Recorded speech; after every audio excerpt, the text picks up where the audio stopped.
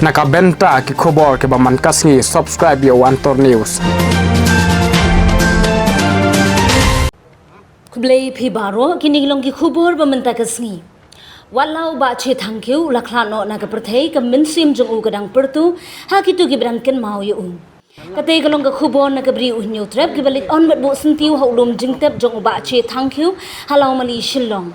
Ha ka baki pat ba ka maulai baro ki pelong ka jingpenan buram ha ka baki dukan baro ki khang kerdam. Por balik bo sentiu ha ringkat ki lamayong ha preng ka jingnet bo sentiu ki pat ba lapoi sentiu kan mau buram melawan ra da ka HNLC na ka benta usenyang uba che thangkeu ha ki por badang em. Na ka liang uba granary thangkeu ula penpau ka jing ai khoblai kerpang ki balawan ai men sim yu hinmen bad ki ba hayeng hasem. Bat hamtam ngabuk pikir pang nak benta ihab memori bat ini ikun baru bukan. Ni waktu di meeting di Pemelayu Suka ke lembak usiam mabuk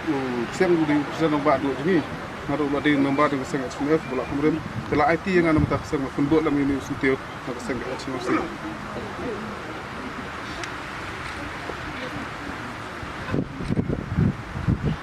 Ngium ko yung kasem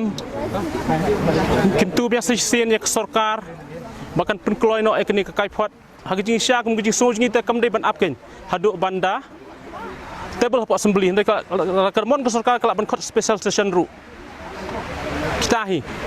ti lakalang nom ru kertu sorkar bakde ban penkloy no kam di ban penslam mar kami keni huri rangim kwa penslam community mentang kan bat ngan itu kima bak nak semla ki kon ki kan apa mesim ki ngimtep akan kuporkan bathai nas ki itu apa kiling ang pisah kena semla kilong dering untuk kata taru tinggal kentu sorkar bakade kenu ki report bede pakejap benreu den penmi kimde ban syak liang inu haba ngai si berbor bede ki we pakejap benreu ka kloy ndai kejap benreu jungi pak kaslam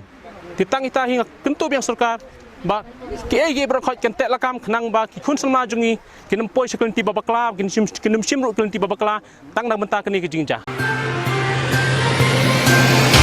Nakabenta ki khobor ke baman kasngi subscribe yo Antor News.